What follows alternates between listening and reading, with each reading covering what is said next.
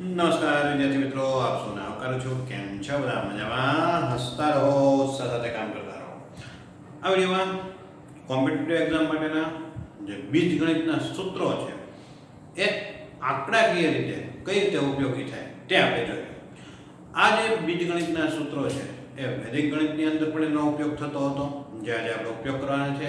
આ જેવાના માત્ર 5 જે સૂત્રો છે એ આપણે જોશું અને કઈ રીતે અંક પૂછી શકે છે એના થોડા ઉદાહરણ જોઈએ. તો આપણે જોઈએ તો આ બીજગણિતના જે અવયવ અને વિસ્તરણના જે નાના ધોરણની અંદર આપણે શીખી ગયા છીએ એવા 5 સૂત્રો જોઈએ. તો પેલું આવ્યું છે x + y. તો કૌંસનો વર્ગ છે તો પેલા પદનો વર્ગ 2 ગુણ્યા પેલું બીજું અને બીજા પદનો વર્ગ. આ આપણે ખ્યાલ છે. પછી આપણે જોઈએ માઈનસ નિશાની વાળો. તો x - y કૌંસનો વર્ગ. તો આપણે ખબર છે પેલા પદનો વર્ગ વચ્ચેની જે નિશાની છે તેને અનુલક્ષીને તો -2xy અને બીજા પદનો વર્ગ પ્લસ હોય તો પ્લસ કહેવાનું છે. તો પેલાની અંદર શું હતું? પેલા પદનો વર્ગ વત્તા 2 ગુણ્યા પેલું બીજું અને બીજા પદનો વર્ગ. બીજામાં માઈનસ છે એટલે પેલા પદનો વર્ગ -2 ગુણ્યા પેલું બીજું અને બીજા પદનો વર્ગ. ત્યાર પછી આપણે ત્રીજું સૂત્ર જોઈએ કે બંને સૂત્ર આપેલા અને માઈનસ હોય. આ બંને છે અને માઈનસ હોય તો આપણે શું યાદ રાખવાનું છે? 4xy. આનો જવાબ શું આવશે? 4xy. અને જો પ્લસ હશે તો 2 કૌંસમાં x વર્ગ અને y વર્ગ. તો આ બે યાદ રાખવાનું છે. આ તો તફાવતના તો અવયવોની ખ્યાલ જ છે કે x નો વર્ગ અને y નો વર્ગ હોય તો એકવાર પ્લસ લેવાનો છે અને એકવાર માઈનસ લેવાનો. તો એમાં આ જે સૂત્રો છે કઈ રીતે પૂછાય છે એના થોડા ઉદાહરણ જોઈએ. તો આ પેલું ઉદાહરણ આપ્યું છે 25 નો વર્ગ 2 કૌંસમાં 25 ગુણ્યા 10. હવે ત્યાં આવું પણ આપેલું હોઈ શકે તમને 2 ગુણ્યા 25 ગુણ્યા 10. આનો અર્થ તે જ છે. તો ત્યાં આપેલું 25 નો વર્ગ 2 ગુણ્યા 25 ગુણ્યા 10 અને 10 નો વર્ગ. તો આપણે તો યાદ એટલું જ રાખવાનું છે પેલું પદ અને બીજું પદ જે છે ને કૌંસનો વર્ગ લઈ લેવાનો છે. તો 25 ને 10 35 છે અને 35 નો વર્ગ કરીએ 5 નો વર્ગ 25 અને 3 પછીની સંખ્યા કોણ? 3 ચોક 12. આનો જવાબ કેટલો આવશે? 1225. તો આ સૂત્રનો ઉપયોગ આ રીતે પણ થાય કોમ્પિટિટિવ એક્ઝામની અંદર. અહીં આપણે બીજું જોઈએ. આ નાના ધોરણની અંદર પણ દાખલા આવેલા છે. તો અહીં આપણે જોઈએ 108 નો વર્ગ કરો છે. તો આપણે ખબર છે 108 કઈ રીતે થયા? તો કે 100 + 8 નો વર્ગ. હવે આપણે એમ કહી શકીએ પેલા પદનો વર્ગ 2 ગુણ્યા પેલું બીજું અને બીજા પદનો વર્ગ. આ રીતે પણ કરી શકીએ. તો અહીં આપણે જોઈએ તો 10000. અહીં આપણે જે મળ્યું કેટલા મળે છે? તો કે 10000. ત્યાર પછી અહીં જોઈએ તો 800 800 દુ 1600 અને 8 નો વર્ગ 64. આ આપણે અહીંયા સરવાળો કરીએ 6 6 1 તો જવાબ કેટલો મળે છે? 11664. તો આપણે અહીંયા જે જવાબ મળે છે એ આ રીતે પ્રાપ્ત થઈ શકે છે. ફરીવાર રિપીટ કરી દઈએ 100 100 નો વર્ગ કેટલો થાય છે? 10000. અહીં આપણે જોઈએ તો 100 અને ગુણ્યા 8 800 દુ 1600 અને 8 નો વર્ગ 64. આપણે જવાબ મળે છે 11664. અહીંયા આપણે જોઈએ તો આ અર્થ શું થાય છે? તો કે 1000 માંથી 2 બાદ કરું તો મને શું મળે છે? 998. તો આ મુજબ પેલા પદનો વર્ગ 2 ગુણ્યા પેલું માઈનસ નિશાની છે અને બીજું અને બીજા પદનો વર્ગ.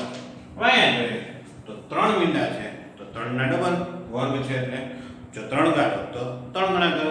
તો અહીંયા આપણે લખીએ તો આપણી પાસે શું મળશે?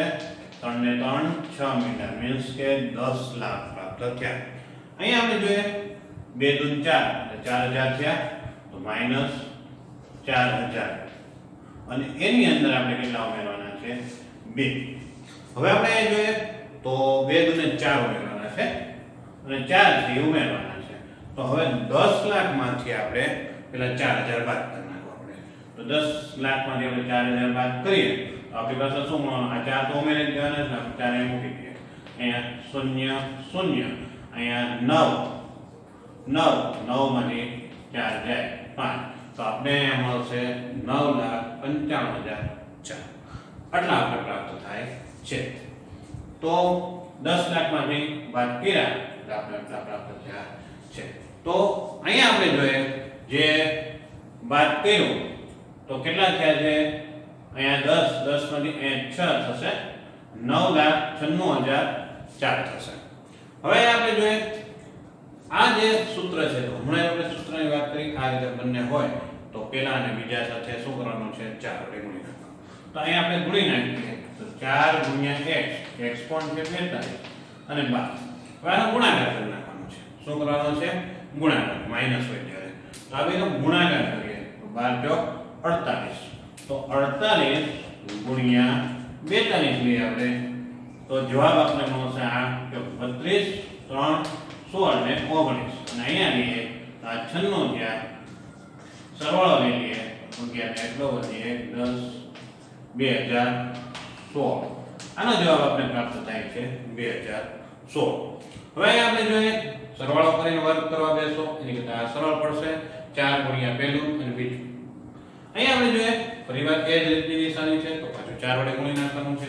તો 4 વડે ગુણીએ 4 ગુણ્યા 75 ગુણ્યા 18 75 ગુણ્યા 4 તો 75 150 નું 300 300 ગુણ્યા 18 એટલે 5400. આનો જવાબ કેટલો મળે છે? 5400 મળે છે.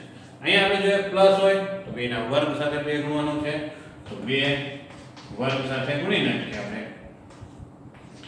અને અહીંયા આવે છે 0.05 નો વર્ગ. હવે 2 ના વર્ગ આપણે ગુણી નાખીએ એટલે 2 સાથે ગુણી નાખશું. અહીંયા કેટલા થયા? 64.64 વત્તા 0.25.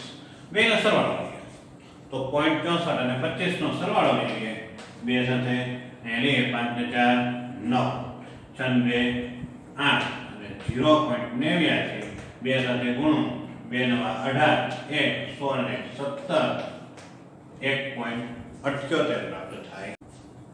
અહીંયા જોઈએ આપણે તો તફાવતના અવયવ આપેલા છે. તફાવતના અવયવ એકવાર પ્લસ એકવાર માઈનસ આપણે એકવાર બંને પ્લસ 0.09 0.05 અને એકવાર માઈનસ 0.09 0.5. સરવાળો કરીએ 9 5 14 પોઈન્ટ અને અહીંયા છે બાદ કરશું તો 0.04 14 ચોકું 56 56 છે 4 પોઈન્ટ આપવાના છે 1 2 3 4. તો અહીંયા આપણે જોઈએ છે ખૂબ જ સરળ છે તો મહેનત કરશું તો આપણે સરળતાથી યાદ રહેશે, ઝડપ પણ વધશે. સૂત્ર છે ખાસ યાદ રાખવા પડશે. વૈદિક ગણિતના સૂત્ર છે, સૂત્ર યાદ રાખશું તો આપણે ખૂબ સરળતાથી આવડી જશે અને ખૂબ સરળ છે. બસ હસતા રહો, ઉત્સાહથી કરો. જય હિન્દ.